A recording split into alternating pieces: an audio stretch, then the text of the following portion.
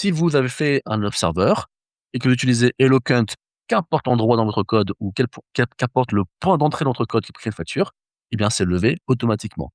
Et ça, bah, c'est génial pour nous développeurs. Et encore une fois, non seulement c'est super pratique, mais ça a encore allégé notre contrôleur.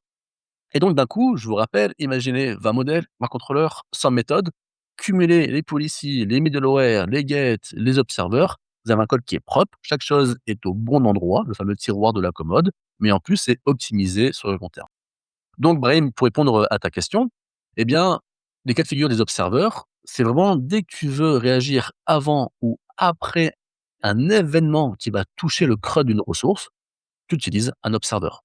OK? Donc, génération de PDF comme on l'a vu. Pour des logs aussi, tu vois? Tu veux tout loguer, tout ce qui se passe et bah, tu vas faire ça au niveau des logs. Tu veux envoyer des emails.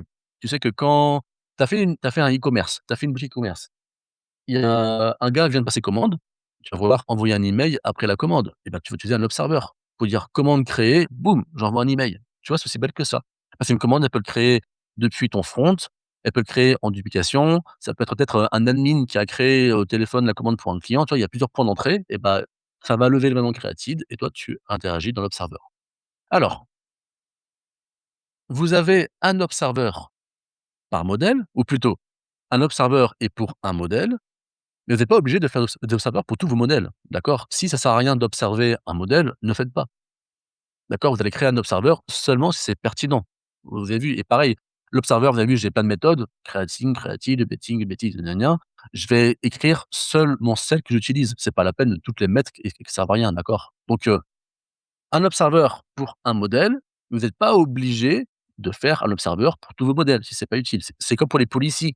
Une policy par modèle, vous n'êtes pas obligé de faire une policy pour chaque modèle si ce n'est pas pertinent. Des fois, on s'en fiche parce qu'on n'a pas de contrôle, à faire dessus. D'accord? OK? Brahim, est-ce que j'ai répondu à ta question? Tu me dis merci, donc j'imagine que oui, mais j'espère que ça va, n'hésitez pas d'autres. OK. Donc ça, c'était les observeurs. C'est trop bien, vous avez un seul endroit. Vous pouvez retrouver tous les événements du CRUD d'un modèle et interagir en fonction d'eux.